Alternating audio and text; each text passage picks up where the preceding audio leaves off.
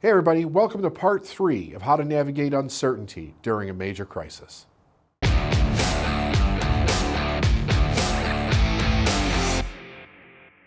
We are spiritual beings. That's number one. We're spiritual beings, and we live in a physical body. That's number two. Spiritual beings in a physical body, okay?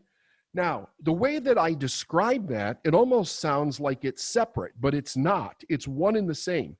Every experience that we have, everything in the world is spiritual. It cannot not be. There is nothing that exists outside of the idea of spirituality or life. It's all one and the same.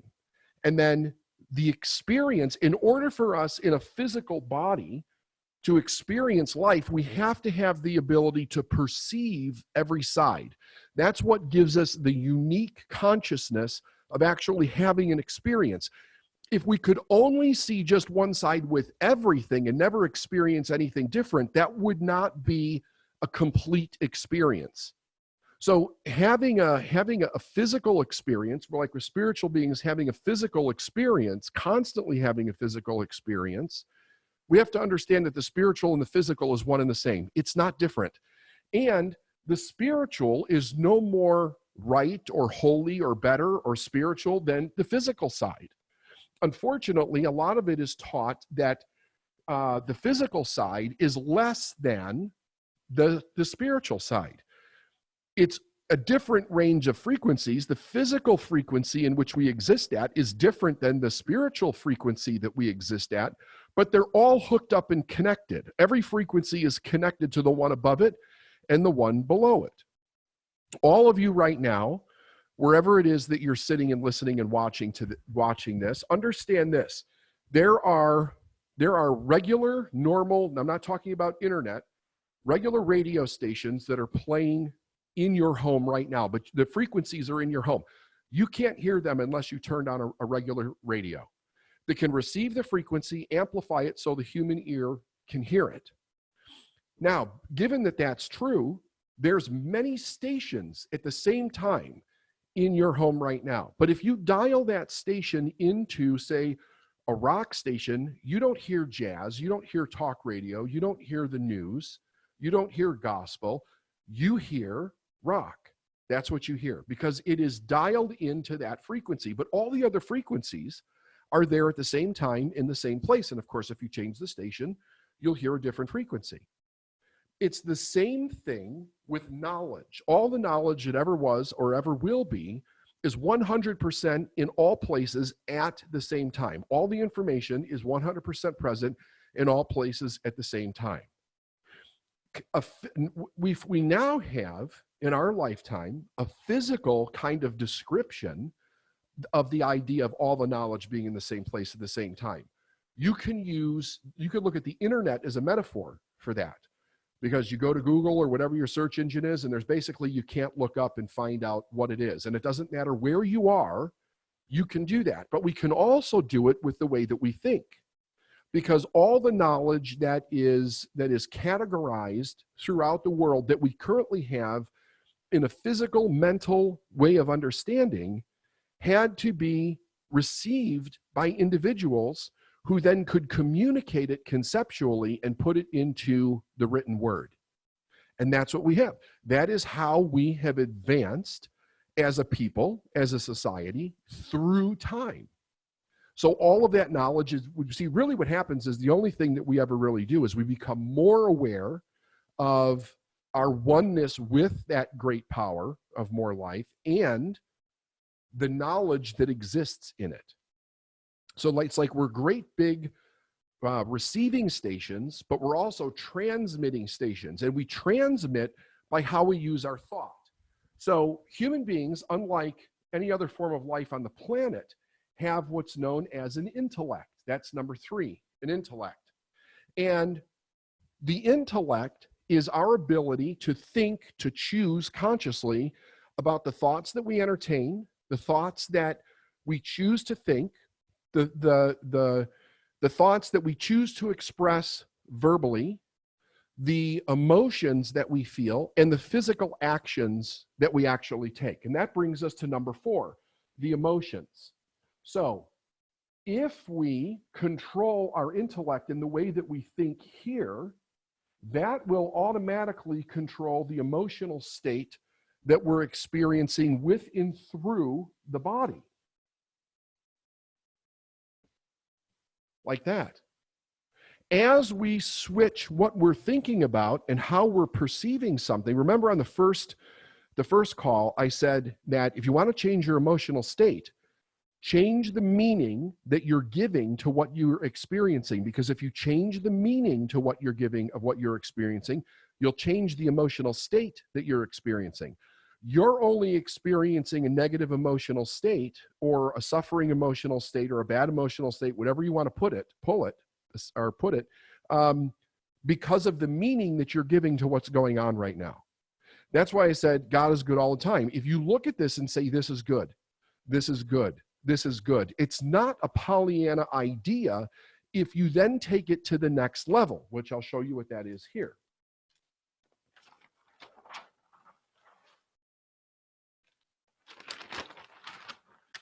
So we have knowledge and we have information. That exists in basically what we know as the unseen spiritual plane of life. It exists everywhere, 100% in all places at the same time. As we use our intellect, we're controlling the way that we think. So we're thinking either on higher frequencies or lower frequencies. So when we talk about a higher frequency today, think about good thoughts, positive thoughts. God is good all the time. When we're thinking about lower frequencies, think about fear, anxiety, loss of hope, depression, those types of things. If we tune it like a radio and start thinking different thoughts, higher thoughts, and how do we do that? We change the meaning that we're giving to what's going on. So we're looking for and we're claiming through our power of choice that this is a good thing. What happens is that we tune our mind into the good that's in the universe, the life that is in the universe. And as we do that, because our mind is both a sending and receiving station, it allows us to create a completely different image of what it is that we desire. It's through the control of the intellect. Now, all human beings ever really do is create, but we create what we think about. The more we think about something, the more we focus on something, the more opportunity we create to manifest that in our life. If we're constantly thinking about good, if we're constantly thinking about possibility, if we're constantly thinking about what we want to manifest, the direction that we want to go, that we not only want to survive what we're going through, but we want to come out bigger, we want to come out stronger, we're doing an amazing thing because we are attaching that frequency of thought and harmonizing it with everything that is possible in a way to do that in the universe. Everything that's possible. And that's the information that then downloads in our mind and it forms an image. Those images are opportunities. They're opportunities to make new choices and do different things so that you're not just in a self-preservation mode, which we talked about yesterday, that when we're in a self-preservation mode, we're actually not in love. We're not thinking about our brother and sister. We're more focused just on ourselves. And when we do that, we literally close down the opportunities that we have to expand our personal universe. The opportunities will always come in the form of helping another individual. If it's not a win-win, it's not a win, even though it may give you a bit of relief in the moment. You may think long-term it's a win, but anything that's done out of fear always comes back around to bite you. It's the law of cause and effect. Energy always returns to its source of origination. It's equal and opposite. And whatever it is that you put out is going to come back to you, right? So then this image, as we take action on the opportunities, we then manifest it down into the physical world as results. Those become the results that we're actually getting. All right, now let's go to the next concept. All right, we're starting off with I'm going to go one page forward here. Starting with the idea of all life and spirit. Spirit is constantly flowing to and through us. And as it flows to and through us, if we use our intellect, which is also part of our conscious mind, we can build an image of what it is that we want in our conscious mind. Then the next thing is to learn to control the emotional state around this image, because we can think a thought, but we can still feel like crap, because part of our mind is focused on what's wrong with everything. So it's very important that we begin to change the meanings that we're giving to everything. Remember, God is good all the time. The universe is good all the time. The subconscious part of the mind, which is here. So this is the conscious mind. This is the subconscious mind. This is the body. The subconscious mind is also known as the emotional mind. The emotional mind is basically programmed with emotional reactions that we have learned and experienced and been taught and have been repeated over and over and over and over again in our life.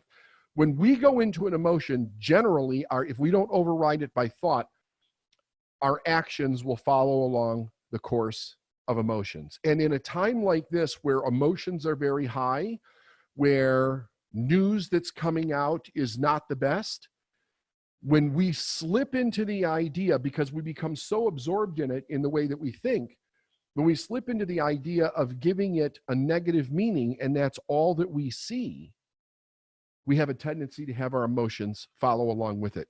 And then we can get stuck in that groove. We can get stuck in that emotional groove where it's constantly going on over and over again. So what we want to do is we want to get our emotions right. Now, I'm going to show you something here that's quite important on this concept. You know what? I'm going to do it on a different page, because I think if I draw it from scratch, it'll be easier to understand. So when we are babies, our conscious mind kind of looks like this, meaning that we don't have, our subconscious mind kind of looks like this. Our body looks like this. We don't have a conscious mind yet developed. That doesn't show up till about 7 years old. And it continues to develop into our early 20s. So when that's going on, all of the ideas and images that are coming into our mind become fixed here. They become fixed, and they form habits. It becomes a habitual way of thinking. So what we end up with is the subconscious mind then becomes very good at how to think about what it is that we're actually experiencing in life. So once the conscious mind comes up, and that gets capped off like that, conscious, subconscious, we have our senses. We're basically taught to go through the world trusting that the information that we're getting through our senses is 100% accurate, and how to evaluate that. That is the how part. And what registers in the conscious mind is what? This is what we're experiencing outside of us in our results, our circumstances, and our environment. Our environment is made up of people, places, and things. So let's look at it like this. Our eyes see our results, our environment, our circumstances.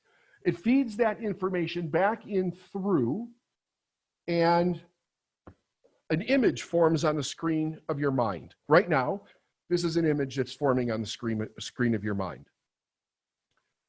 That is the what. This is what you're currently seeing. Your subconscious mind is telling you how to think about what it is that you're actually seeing. And that's coming from how you were programmed to think most of your life. If you don't override it with your ability to choose how you think, which is totally conscious, using your intellect, you're basically forced to think however you were taught to think about something. That's why people are having such a big problem right now. One second.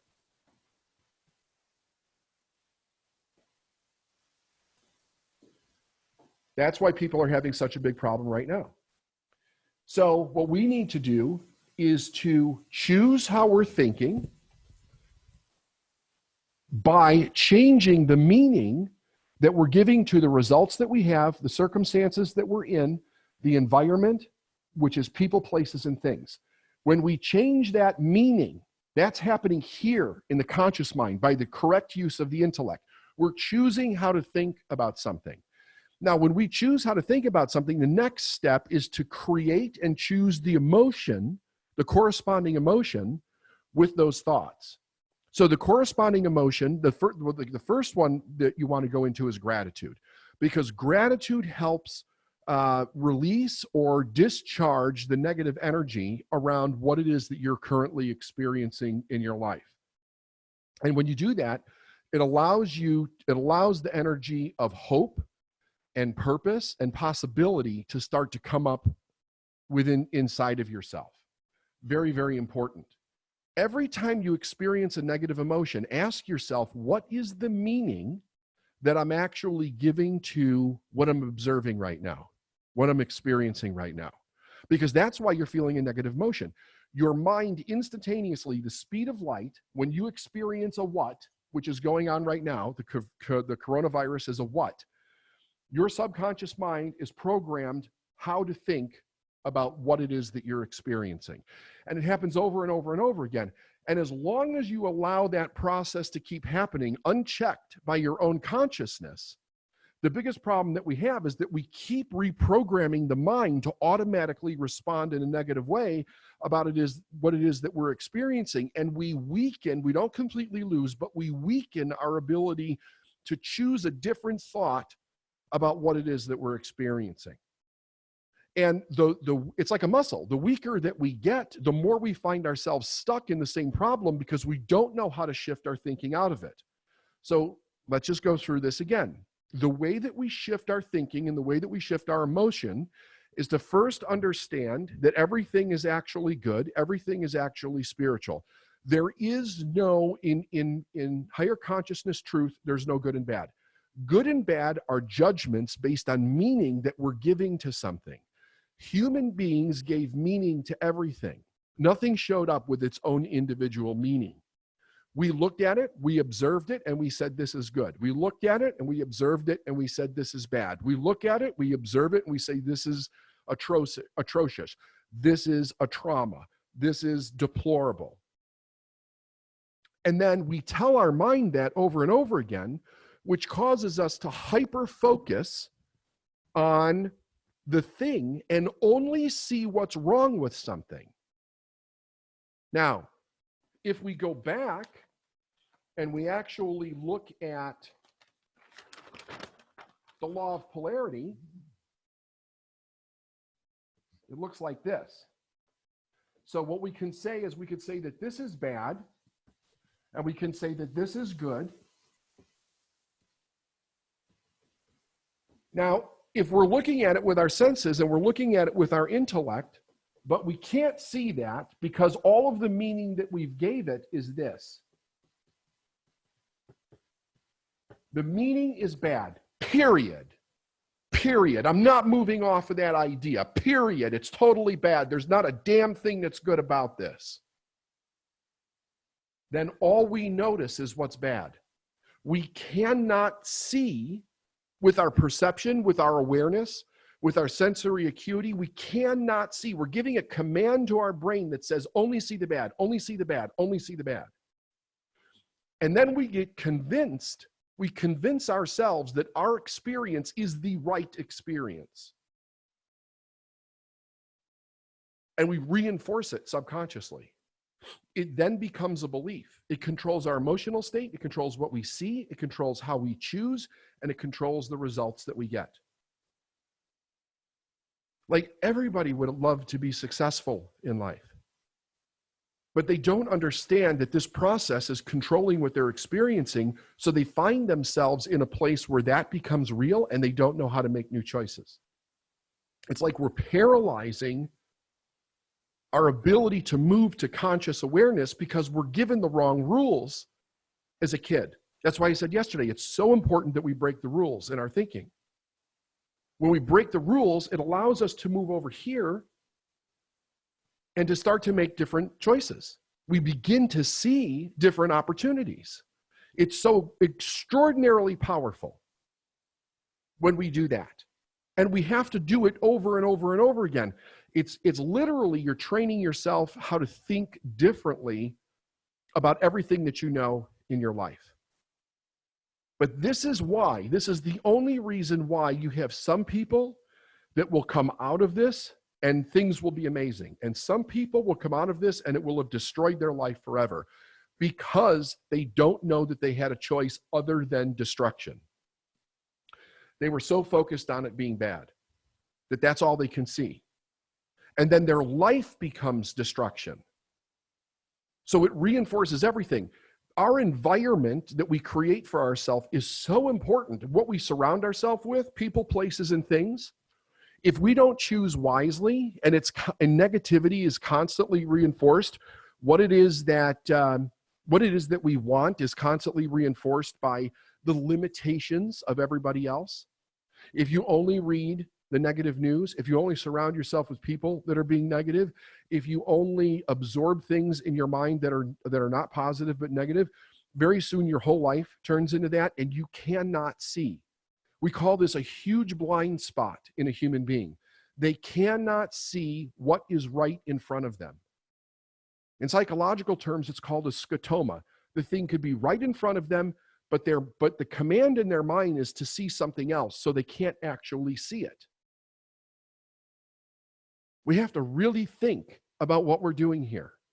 We have the power to make this so unbelievably amazing.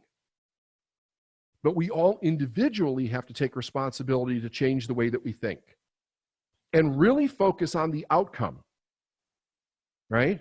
If anybody has ever gone to something like racing school or something like that, and where they teach you how to race a car, you get in a car, they teach you how to race it, and what happens is a lot of people start to go into a curve and they start focusing on the wall, and the instructor right next to you will take you and turn your head, and he'll say, look in the direction that you want to go. When you're taught to ski, they tell you to look in the direction that you want to go.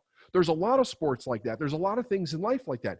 If you don't look in the direction you want to go, your mind starts looking for what you don't want, and it leads your body, it leads your choices, it leads you into a dark place of opportunity. Not something that is light and bright and will come into your life and change it.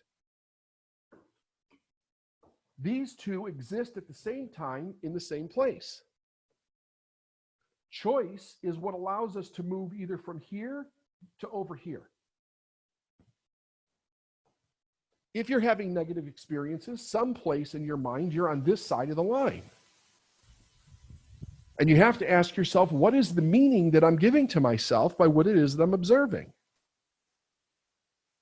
Even if it's bad for you right now, maybe you're running out of money, maybe you've been laid off, maybe your business is in shambles, you can't operate right now, and all you see is money going out or the potential of money going out, no money coming in, and the length of how long we're going to be in this so-called crisis for keeps extending every single day. If that's all you focus on, the result is you go all the way to the end and you make your life a catastrophe. So you're focused in the wrong direction. If you come back and you say, okay, I may not know what is good about this, but I'm going to hold that higher truth in front of me and say, this is good. Because what we're going to do is we're going to allow truth to become our guide in life, not facts. It's good to know the facts, but you want to follow truth. We have to have the facts, but we follow the truth. When we follow the truth, we create it. The facts kind of just tell us what to stay away from, so we don't walk into something from an ignorant perspective. For instance, I'll give you an idea. The law of gravity is something that everybody obeys whether they like it or not. But if you take a very innocent little baby and you put him on the top of a roof and he falls off of that roof, it's usually most certain death, but it was not a conscious choice. The baby did not have the intelligence or the awareness to understand that if it went off of an edge, that it would go down. That's why children have parents, because hopefully they know better. And we now know that some parents don't know better. But there's no test for parents to be parents. So even the ignorant can become parents. But think, really think. Most of the mistakes that we make in life come from ignorance. It comes from looking at or evaluating two things that we say are bad. It's like the lesser of two evils type of an idea. Well, screw the lesser of two evils. If you're stuck in that place, you have to ask yourself, it's not the situation that has me stuck, it's my thinking that has me stuck. So I have to take my mind off of the meaning that I'm creating it, and I need to give this a different meaning. Wherever you give something a positive meaning versus a negative meaning, you will find a new start. You will find a new opportunity, but you can't find it if you're thinking from a negative place. You understand the facts, you know the facts, but then you move into, what do I desire? What do I desire? What do I want to happen? Now that does come by plan. You have to plan that.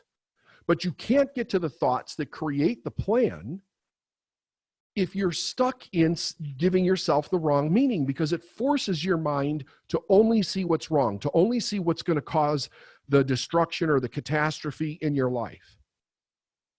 This is extremely important because you have the power to change that. Now, let's go back here for a second.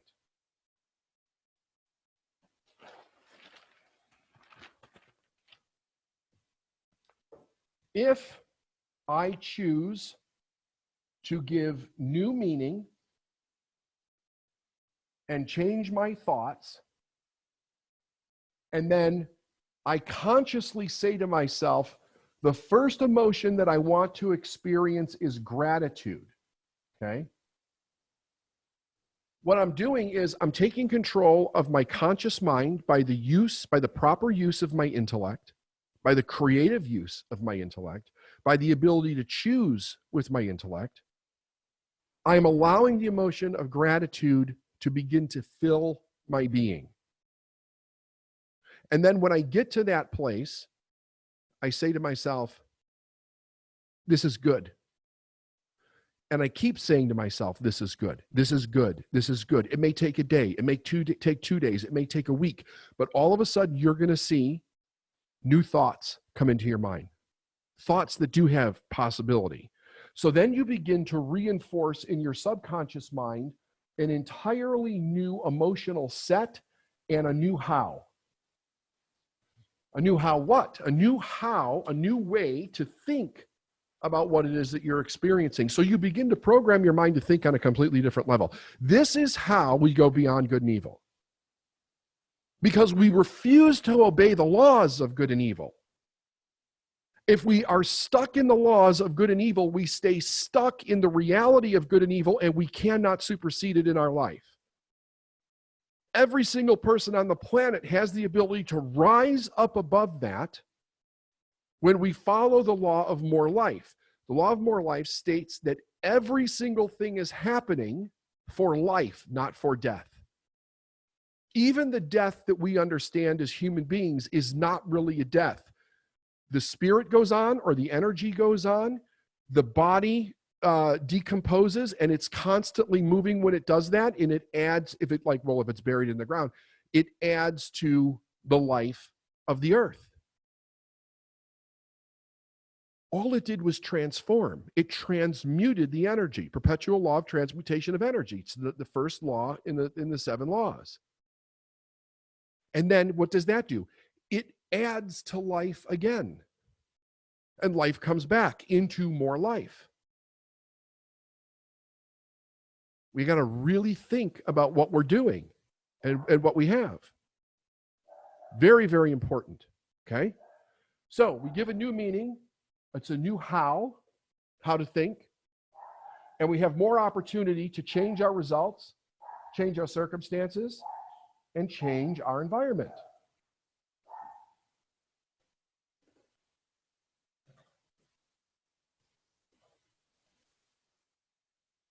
Now, another thing. At the beginning of this lesson, I was talking to you about awareness.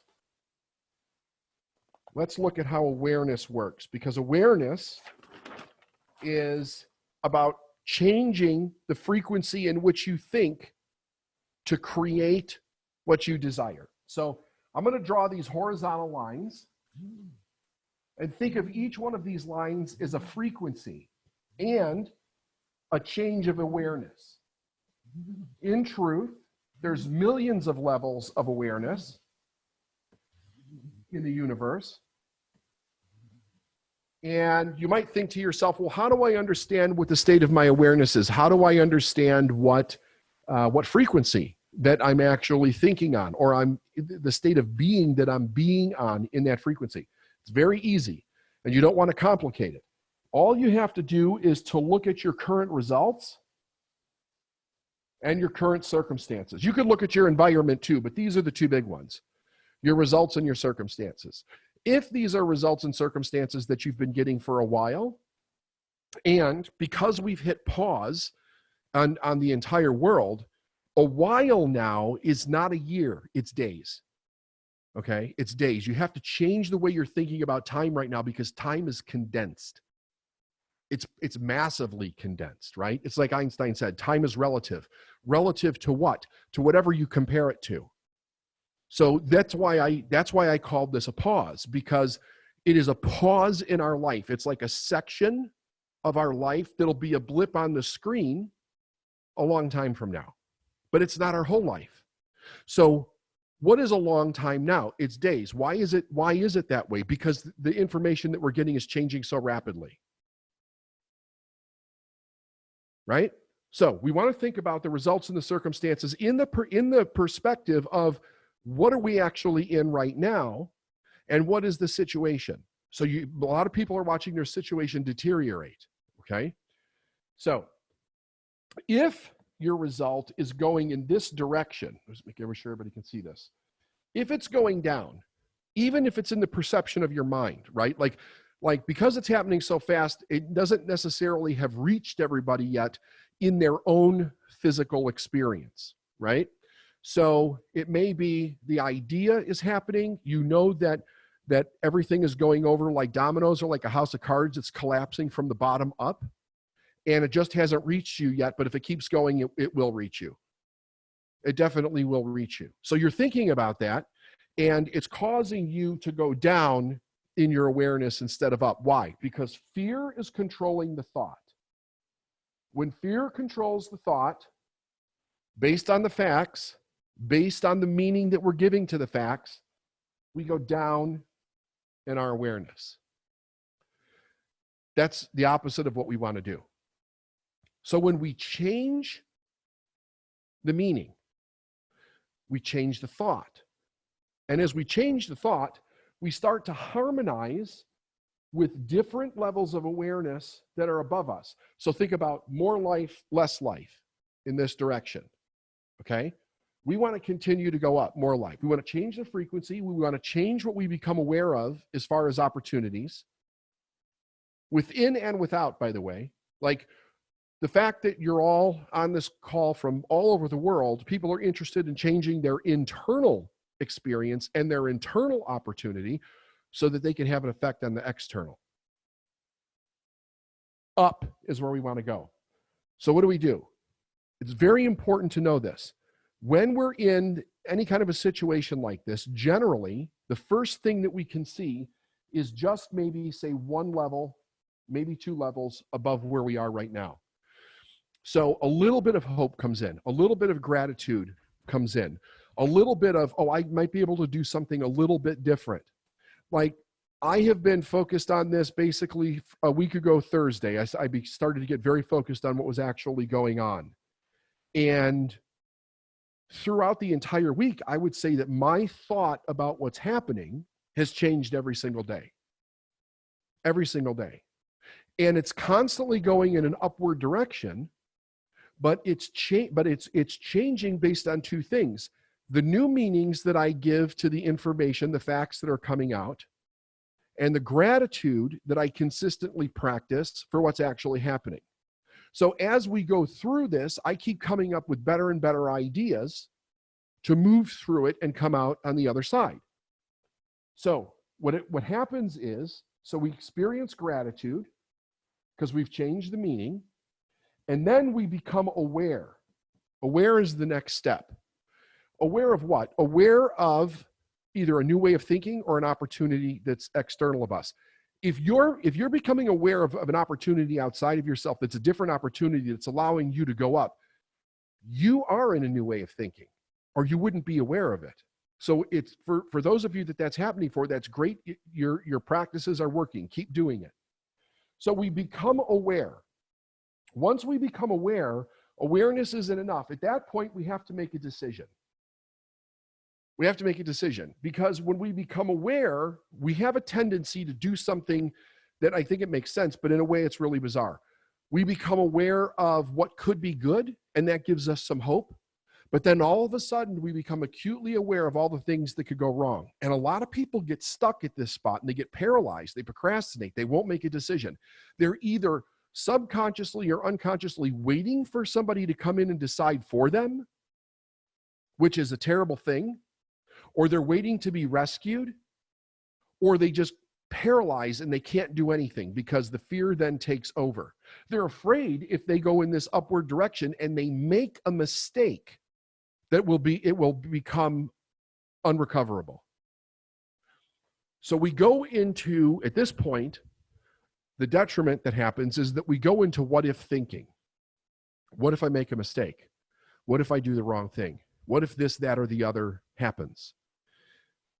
That can become unbelievably paralyzing, because you start to go down a rabbit hole with what if thinking that you can't climb out of. I mean, once you get in that damn thing so far, you don't see daylight anymore, and it's really hard to pull yourself out of there.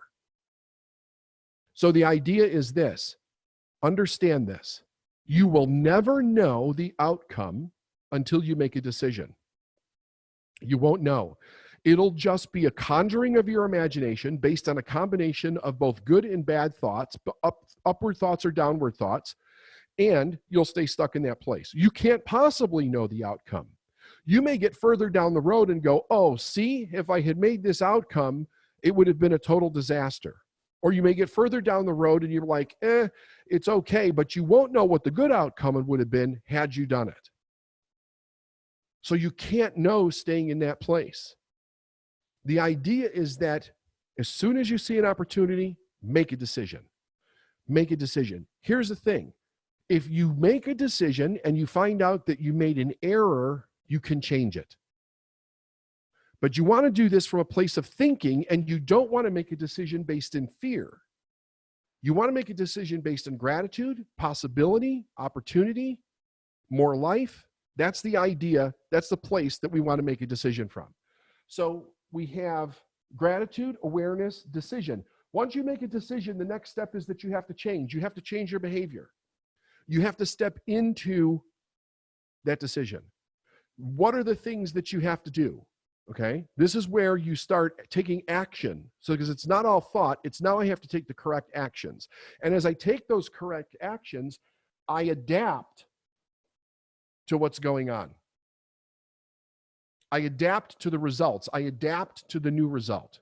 Right now, a lot of people are in distress because they're being forced to adapt to a situation that they don't want. They're not empowering their thinking. They're only thinking about how everything's been taken away from them. And by cause and effect, their thoughts start to go downward in frequency. And what do you harmonize with when you start to get down here? More crap that you don't want in your life. And it's perpetual. It just keeps going and going and going. And you keep creating more and more and experiencing more and more of what you don't like. Now, it's important to know that even when you do this, there's going to continue to be things that all of us don't like. Instead of being frustrated, instead of going into fear, we have to bring the tool of gratitude in. You don't need to know what's good about it to be grateful for it, because what you're saying is that I'm going to remove myself from the law of good and evil, and I'm going to come from a place of higher consciousness. And I know that the truth says, based on law of polarity, there must be something good about it, but I can't get to that good unless I go to gratitude. Gratitude gets you to good. Gratitude gets you to good. And God is good all the time. It's always here, but we were given the ability to choose our experience. And that experience is not arbitrarily taken away from you by something removing your power to choose. The only thing that's been changed is what we get to choose from. The people of the world, the governments of the world, the societies of the world created the world as we know it today. And it has a myriad of different choices and opportunities. But when the people that created it begin to take it away, we can't get focused on the idea of limited choices. You have the same amount of choices, you're just not aware of what they are yet. You don't have the same choices as you had a couple of weeks ago. That is true. But the most important thing is that you have the ability to choose. You have the ability to choose. That is not taken away from you. You don't want to go into fatalistic thinking and start thinking that your ability to choose has been taken away. It has not been taken away. Okay? So, gratitude, awareness, decide, change, adapt. The last piece is growth. It's growth. After we go through that process, we experience a level of personal growth. It's like us as human beings, the way that we think, the way that we feel, the way that we experience, the way that we evaluate is taken up a notch. We're going up to a higher level of awareness. So in that sense, we move up to here, to this level of awareness. And when we move up to this one, we can then see to this one or to this one. But if we stay down here in fear, there's no way we can see up here because our mind is programmed and focused on looking at what's down here. And you can't see and focus on two opposite places at the same time, because in that place you'll be in fear. Because the real reason behind it is that when we're focusing on two places at the same time with two different consequences and fear comes in, the defense mechanism in your brain so that you don't do anything is to go into confusion. When you say to yourself, when you feel during the days and the weeks and the months to come, when you feel yourself in confusion, know that your brain is in fear. It is the first sign of fear. It's one of the first signs of fear is confusion. I don't know what to do. We don't know what to do. Let's get this straight. We don't know what to do because we're giving the wrong meaning, or we're giving, I wouldn't say wrong, because there is some, if we look at the polar opposite, there is things that are bad. So we're giving an unproductive meaning to what we're experiencing. And as we give what we're experiencing an unproductive meaning, then that form, that image takes shape in our mind. We become that image in our mind. That tells our eyes what to see external of us, and all we see is more of the same. So it causes us to go down. Observe, change the meaning, be grateful, come from the higher truth that God is good all the time, that everything that we're experiencing is for good. And you will allow yourself to go through this process, and then you will see to higher and higher levels. And how do you come out of this in a really great way is to constantly practice this, because you will go up one level to the next level, to the next frequency, to the next frequency, to the next frequency, until you're out. Until you're out. It's an absolutely amazing process that every person on the planet can follow if they understand the process. If we don't, we're kind of like almost forced in a way just to be in confusion because we don't know how to think correctly. This lesson teaches you how to start to think correctly, to move yourself out of this situation, to do good for yourself, to do good for your family, and everybody that you come in contact with. It allows you to make choices from a completely different place because you're transcending good and evil. You're moving to truth. Good and evil is based on the facts and the meaning that we've given to those facts. That's all it is. When we go to evil, when we go to fear, we have pain and suffering. When we go to the other side, when we follow truth, we have joy, we have prosperity, we have calm, we have production, we have certainty in our body, and we reinforce that over and over and over again. It gets better.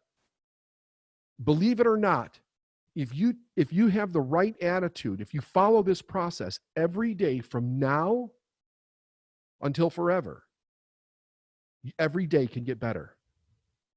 You'll think it can't get any better, and it gets better. Now, you have to be aware of a couple of things here before I open it up to questions. Number one, when you start to go up this way, you want to look at your new experience in the entirety of what it is in the pause. You don't want it to compare it to what the experience would be if this never happened. Because if we do that, we generally do a big disservice to ourselves. Because if this experience is amazing in and of what we're going through right now, but not compared to where you could be if this never happened, then you're going to feel bad about it. Abundance and winning is different in the pause than it is when life is the normal that we've experienced. If it ever gets back to that normal after this might be a huge reset button for the entire world, for the entire universe. And hopefully in a great way. But either way, you don't want to get stuck in the judgment of comparing the past, or if this had never happened, to your current prosperity. Your current prosperity, because it's very different. It may be that it's even better than if it had never happened. We may find out it's even better than it never happened. Either way, anything that causes you to go into a destructive meaning is judgment. You don't want to go there. It makes everything a lot worse. Okay? All right, Steph, if you would like to open the line here, I'm going to get myself situated to sit down, and I will answer questions. All right, David, first question. I have a wellness spa. This is from Sherry. She posted yesterday. I didn't get a chance to answer her question. So I have a wellness spa that has provided hands-on services such as massage therapy, facials, acupuncture, and energy treatments. What biz strategy advice do you have for personal services? How can we comfort clients to return to our services at some point? What can we do in the meantime to create revenue? And when do you think people will be able to stop socially distancing and restore personal services again? Okay. That's a lot in one question. It's a lot. And the answer, let me answer from the, you may have to remind me of these questions here, Steph. Sure. So as far as the social distancing and return to normal, I don't know. I don't have any more information that then is made to the general public. What I have noticed that the powers that be keep doing is there's a subtle extension in their tone and in their language of how long this is going to last. At first, it was like it was a couple weeks, and then you heard, maybe 3-4 weeks. Now we're hearing, then it was like June, July. Now we're hearing, into the fall. One person even, like I said, would be 6 months. But so there's some language, and here's the thing about this that I think everybody should realize. This is changing for our government as fast as it's changing for us. And the government has a responsibility, and they understand that if individuals go into a panic, we have 350 million people. If we go into a panic, there's going to be chaos in the streets. So I'm sure that they're mitigating some of what they know and what they plan on doing and kind of dripping it on us as slowly as possible, without telling us, like exactly what it is that we need, but letting in for that's, they're doing briefings every day. They're letting more and more information come out. We see the states, we're up to 4 states now that have closed. So it's happening slowly. And I think that part of it is that they kind of get everybody used to thinking, this is going to go on for some time.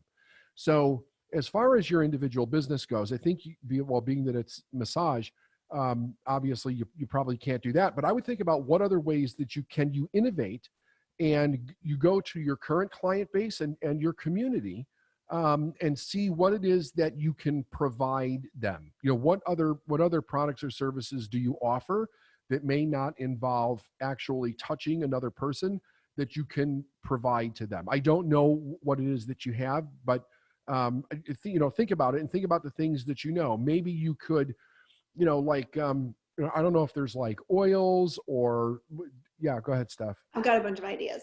Yeah, go.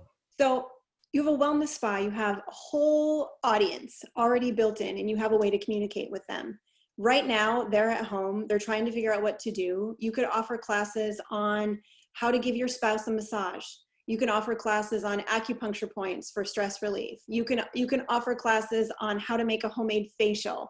You can offer classes on how to paint nails, or what you need to know about homemade face masks with your kids. So any kind of value that you can add is going to get them coming back as soon as they can do so again. So I would really be thinking like outside the box of who are your ideal clients? Where are they right now, and what do they really need? And what would be super fun for them? Like what would benefit them the most? You can do meditation classes, and all of this can be provided virtually. It keeps a fence built around them. It lets them know that you care about them. It keeps your audience in place for when this craziness is lifted. They'll come right back and be even more loyal. That's great. Awesome. Okay. Thanks, Sherry. See, teach your spouse how to give a massage. That's a great thing. I don't have a spouse, but if I did, it'd be a great thing. Too bad Fergs doesn't have opposable thumbs. He can't give you a massage. No. Okay, this is from Janice. Great question. What's a good way to help someone with trauma responses change the meaning of what they have experienced? I realize there are whole courses dedicated to this, but I'm interested in David's thoughts. Yeah. So one of the things about trauma responses, it's very hardwired into your nervous system. So it takes a little bit of time to rewire. One of the things is to look at truth. I talked a little bit about this yesterday. You have to look at the idea of whatever caused that trauma was coming from whatever had been done to them. And, if it was done by a person can not do something that they don't already have in them. So it came from somewhere. And one of the biggest things about trauma is to basically kind of cut the energetic cords between you and someone who has traumatized you or victimized you. And remember, when a person's victimized, I want you to think about this. When a person is victimized, it is a form of relationship. Okay. Now, generally, when we think of relationship, we usually think of a good relationship, but this is a form of relationship. And when we stay energetically connected to that person by hate, anger, vindictiveness, revenge, any of that stuff, we're staying in the relationship with that person. So with my clients, I always ask them, why are you staying in that relationship? What is the reason that you're staying in the relationship? When it comes right down to it, it's usually always about control, because they don't know how to control their life without that relationship. You're hardwired to a response. You may not like it. I totally get that. You may not like it. But human beings do a lot of things that they don't like because it gives them a feeling of certainty and control. They know how to deal with the outcome. It sounds weird, but it's 100% true. So the idea is that if you change the meaning to the person, then you change the meaning of the relationship for you. Get really clear on why you're having this relationship with this person. And a person can have a relationship with another person and they're dead. It's about the energetic relationship that you're having with someone. Also, it can be with a car accident. It could be with anything, any kind of trauma. When you're experiencing trauma over something, anything, you're in a form of relationship with that thing. So you're giving that relationship meaning by the way you keep addressing whatever traumatic experience that you're having from it. So the first thing is to change the meaning around it. When you change the meaning around it, allows you to then move out of that relationship. Okay. That is the best way to begin going down that road. Amazing. Next question. My family always has a be prepared mindset. This means buying survival food in large quantities to store. We also seem to always be struggling financially. I'm wondering if there's a connect to our survival mode mindset and our barely surviving finances. Yes, people generally that are in the survival mode, they're not in a prosperity mode. So they're living very close to the idea that that we always have to be in survival mode because of they're waiting, they're expecting, they're planning for something to go wrong. When we do that, we will experience that, and it doesn't allow our mind to think beyond it. And one of the reasons that people do it is because I have found that people that are in that hyper survival or preparedness mode, they're they're really coming from a tremendous amount of fear and not being able to.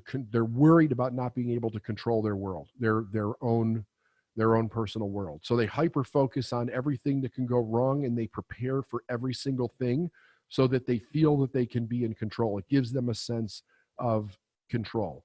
There may be a little mental illness going on in some of these areas, but yes, that will definitely keep you broke because generally those individuals are not focused on prosperity. There's too much risk to go after prosperity. When people think about going after prosperity, or they want to become wealthy, or they want to become really successful, there's a certain degree of risk that goes along with that. It's very much moving into an area of unknown so that you can develop as a person and you can develop as a business or however you're going about it. And if a person is in hyper control, the last thing they want to do is to give up control through the idea of a risk. So it would totally keep you in a broke or a near survival pay pattern. It would be a financial set point for those individuals. Great question. Great question. This question is coming from an anonymous attendee. I work with physicians in independent practice. A lot of them are operating out of fear, and my day is spent putting out fires. Yesterday, I just went into a spiral, even though I have plenty of money to live for several months, but I think it's more fearful of what's to come down the road. So one, how do I keep them in control about what they can do? And two, how do I keep myself from buying into their fear? Great question.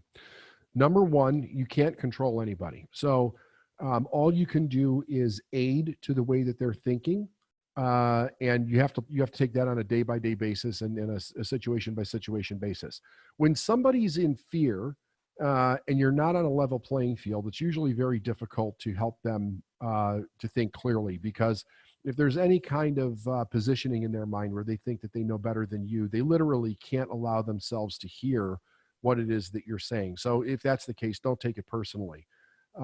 It's just the way that they have structured their mind to think. And I'm not saying it's correct. I'm just saying that understand what it is.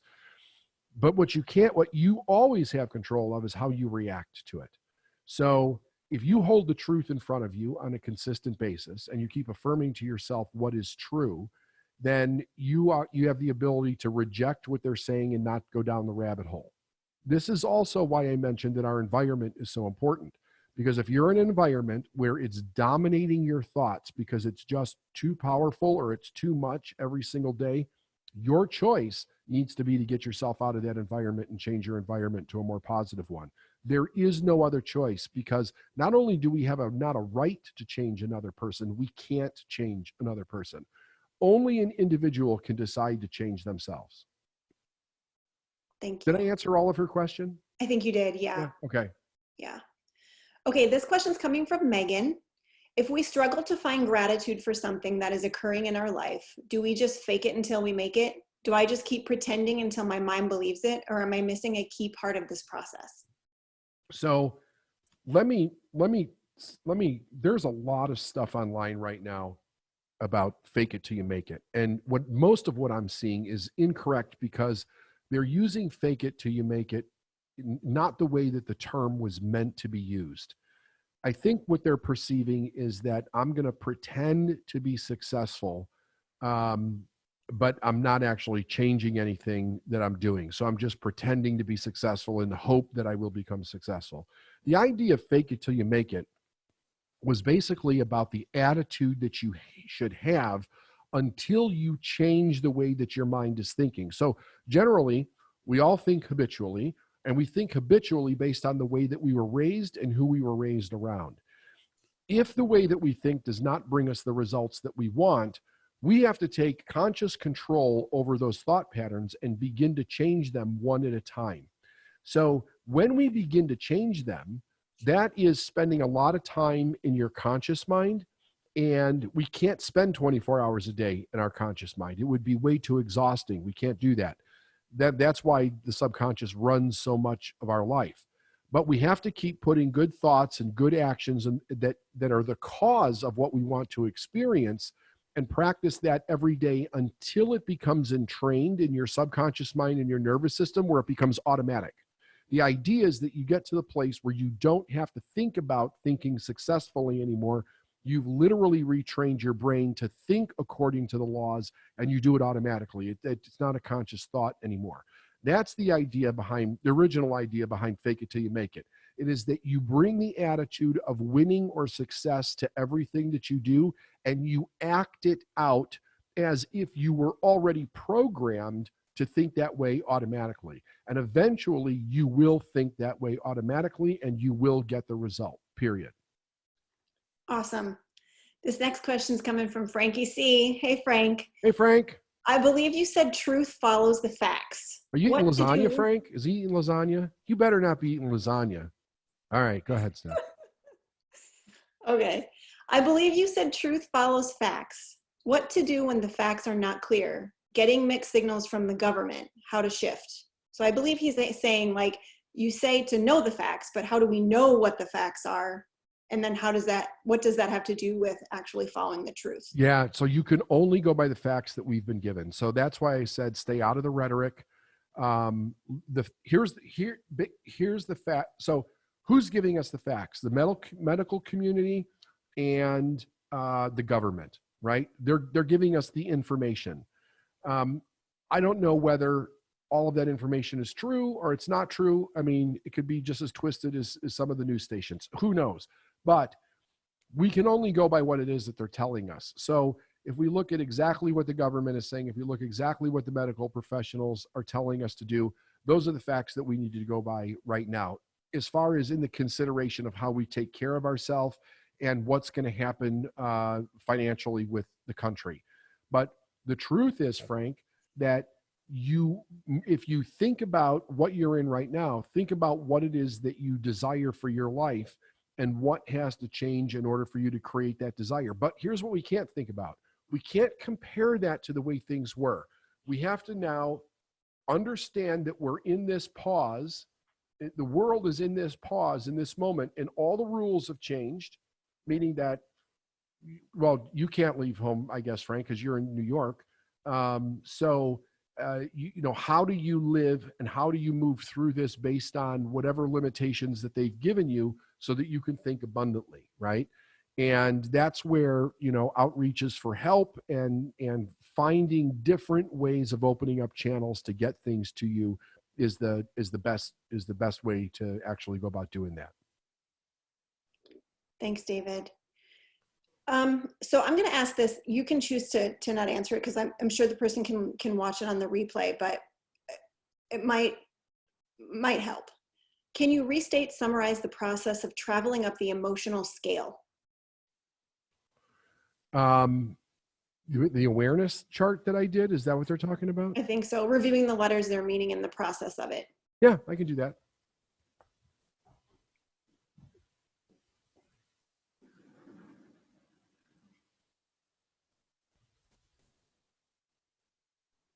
Is that good? Can you see it, Steph? Yep, I can see it just fine. You just got to make sure the mic's close to your mouth. Yeah, okay. Okay, so these are levels of awareness. And if you think about awareness as far as higher thought frequencies, lower thought frequencies take us down to death, destruction, decay, that type of thing. Higher thought frequencies take us into possibility, promise, and prosperity. How do we do it? First thing we're looking at is our results. Our results tell us where on this chart we are. And again, we're looking at the results based on the idea of what has changed, not in comparison to the way that life was before. Because life, the way it was a couple of weeks ago, had a different set of parameters as to what we can do. So we must consider that those parameters have been shrunken down in a way that we're in this pause, and we have to think about it as far as that goes. If we get into comparison, then we go down a road of doom, and that's no good. So the first thing that we do is we're grateful. God is good all the time, and you practice gratitude for this whole damn thing, okay? You want to be in a state of gratitude as much as you can. Gratitude will allow you to become aware of the next level up, okay? Because when you go in gratitude, you're actually moving the frequency of your thoughts higher. That's what gratitude does, all right?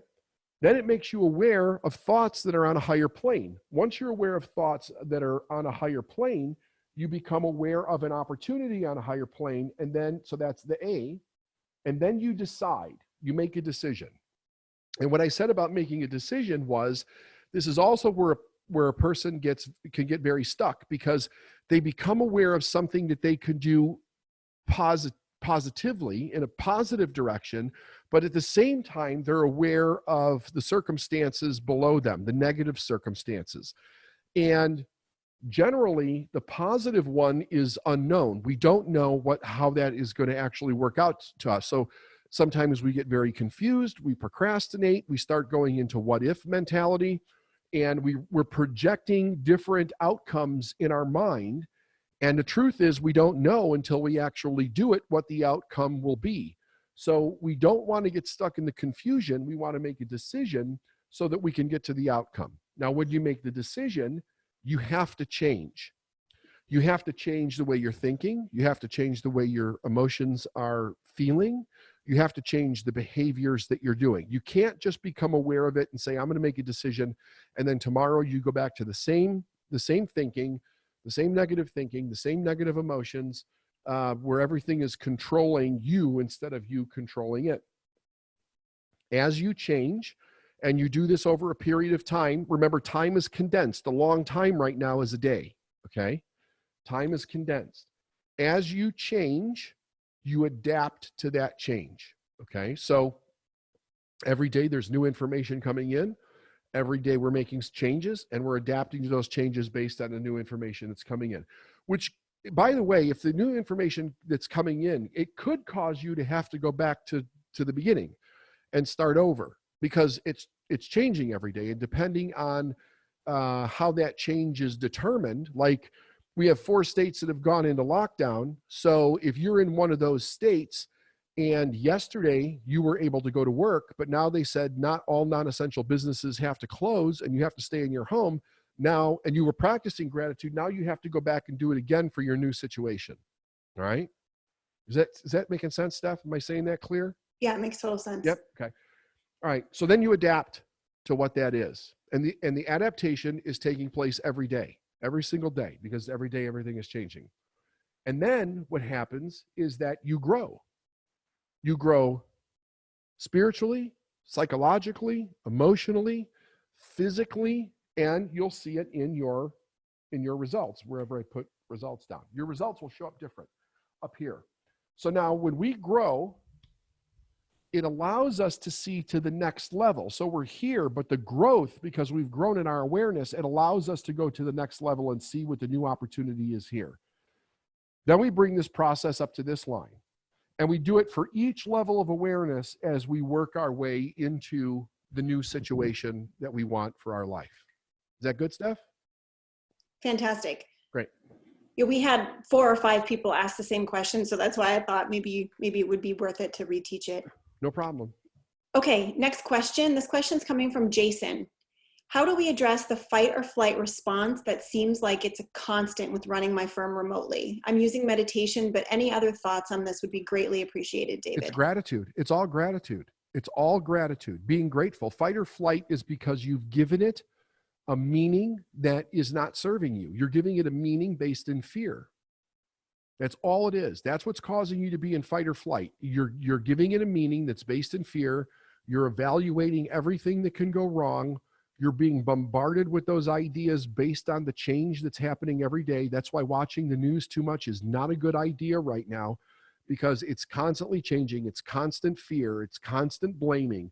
It's constant accusing. It's constant creating conspiracy theories, the government's behind this, or the president's doesn't want us to know this, or China did this, or other countries did that. Like when people get in fear, they look for someone to blame. And we're seeing that on the news in an extraordinary, I mean, it's bad normally, but we're seeing it in an extraordinary amount.